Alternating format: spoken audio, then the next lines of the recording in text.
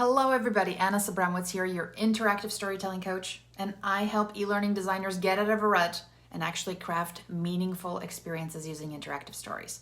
So how are you guys doing today? Fabulous to be here, and today I really wanted to talk about what it means to be a trusted advisor. I talk to people every day about where they are in their journey, what's going on with them, their goals, and a lot of them say, Anna, I'd love to do more creative work. I'd like to do more work that has impact, that leaves a legacy. But my clients don't ask for that. My clients are asking for click and reveal. My clients are handing me a PowerPoint and they're saying, can you get this done fast and snappy? And that's what people are looking for. And I have a really great example for you guys and a story and how to really think about this a little bit differently, because you have to start doing that. If you're frustrated with where you're at right now, that's a result of the decisions that you've been making. And I want you to start making better decisions. So I'm going to talk about that today, okay? Because I can teach you all I can about interactive storytelling, but in the end, if you don't feel confident pitching these kinds of ideas, being the trusted advisor to your clients, it doesn't matter how awesome the stuff is in that, in your portfolio. Speaking of which, your portfolio should reflect the work you want to do, right? So that's important. So years back, and if you're stopping by, you better say hello, because I love seeing that in the chat. But years back, I was working with this Fortune 500 company, and they approached me and they said, here are these resources. Can you turn them into a module for us, an interactive module? And so I was like, yeah, of course I can. I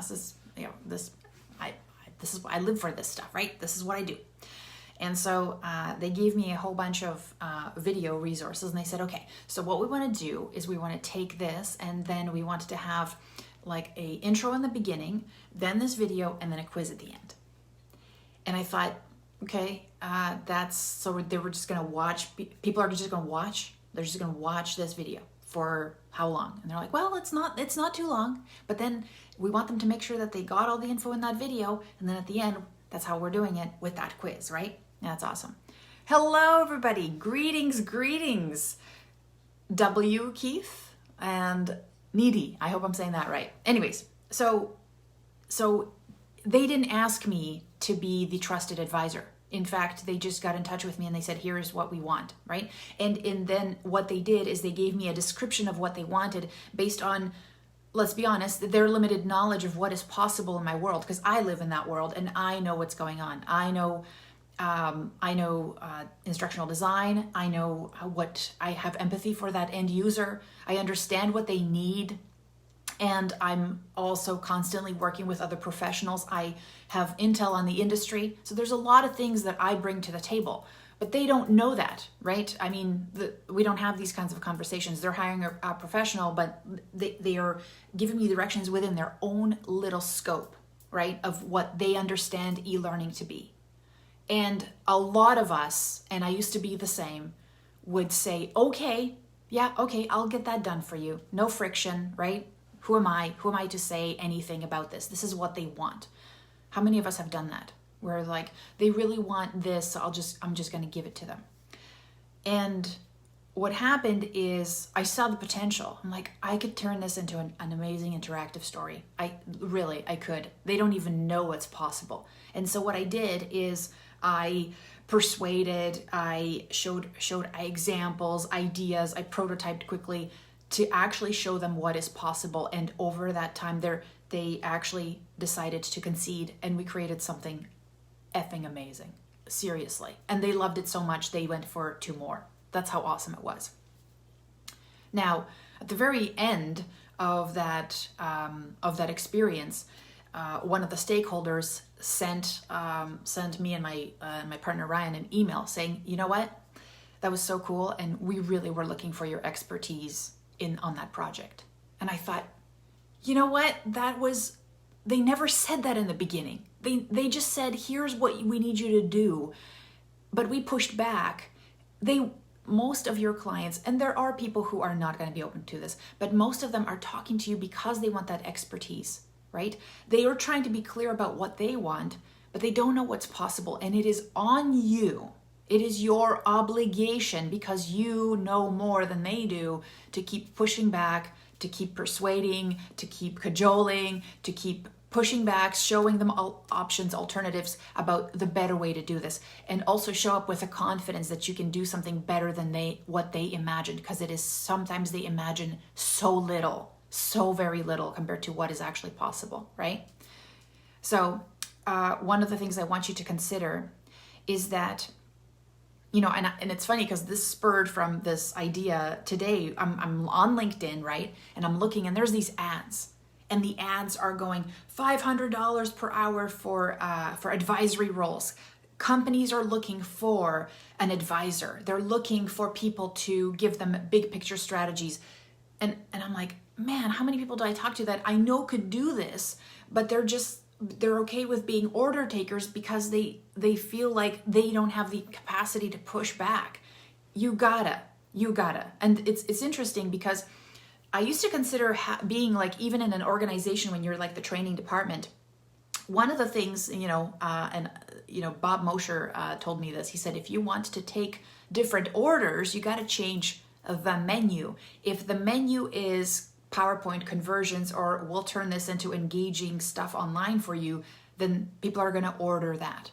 But if your portfolio, or if what your department offers is strategy, if it offers consulting, if the pieces that are there show the next level, why would anybody, people will still order fries at a fancy restaurant, but the restaurant will say, no, this is not what we offer, right? And actually most people won't.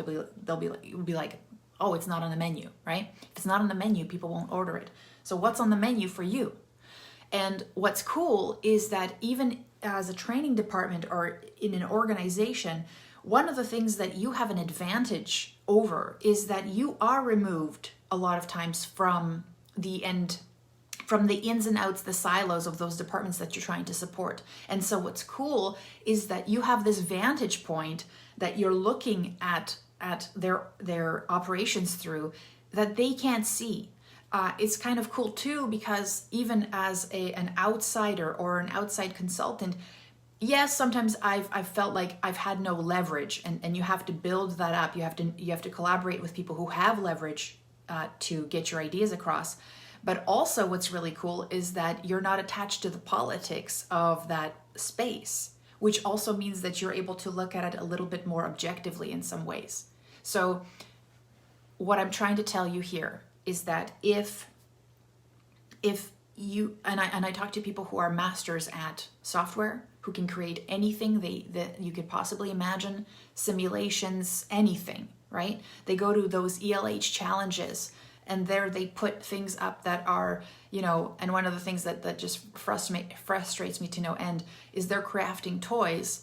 And some of those people that I know, they're crafting pieces that are amazing, and they're putting themselves up on the same, pedestal as somebody who just decided to basically, wake up one day and be like, I'm going to be a storyline developer, and they're going to, make something, right? Some toy. And now these people who are like mastering this craft are in the same bucket as those, and everybody's work is being, considered in the same scope. And I'm like, that's cool, but that's not where you want to be in 10 years, right? Like, that's not a place where masters hang out as far as being the best, becoming the best.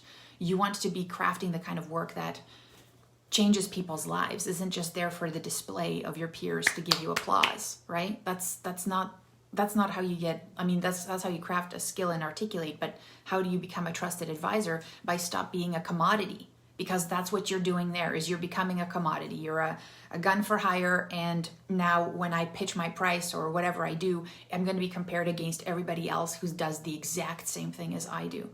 But what if you have the insight? What if you have the experience? What if you have that ability to look at things and see the big picture? And what if, most importantly, you have empathy for the end user, and you're able to embody them and think about their experience and actually reflect on it and make that represent itself in your work, that you're creating an experience that people actually enjoy, they find valuable, and they finish and they do something as a result of it. Now that is powerful, right? And a lot of us are in that place where we're kind of, bumping up against these walls, this resistance. And it's funny because during that, that project that I had, I was it wasn't easy to convince them. Like you had to, I had to work, I had to hustle, but I never gave up. And in the end, they were like, of course, they were like, oh, we were looking for that kind of advisor into your expertise. They never said that in the beginning because that's most places won't. They will tell you what they want because it's just safer. But they don't know what they want most times. You got to give them what they actually need. And if you're that kind of person, then I'd love to talk to you, because if you're just hitting that plateau, I'm not sure I'll be able to help you, because I really need people like the people that join our coaching community, that join my program, that actually get into interactive storytelling. This isn't some sort of a button you push. This is a craft. You got to want to get good at it. And if you're the kind of person who already enjoys getting good at things and needs that just the next level, then this is something I may be able to help you with. So what I'd love is to actually have a conversation with you about where you're at, especially if you're somebody who's already successfully crafting awesome articulate experiences, especially if you're somebody who's already full top work and you've got work, coming in, but you'd like to do different kind of work, the kind of work where you get to be the creative director, the kind of work where you get to decide what that journey looks like. If that's interesting to you, if that's what gets you excited, then that's the kind of people I want to talk to.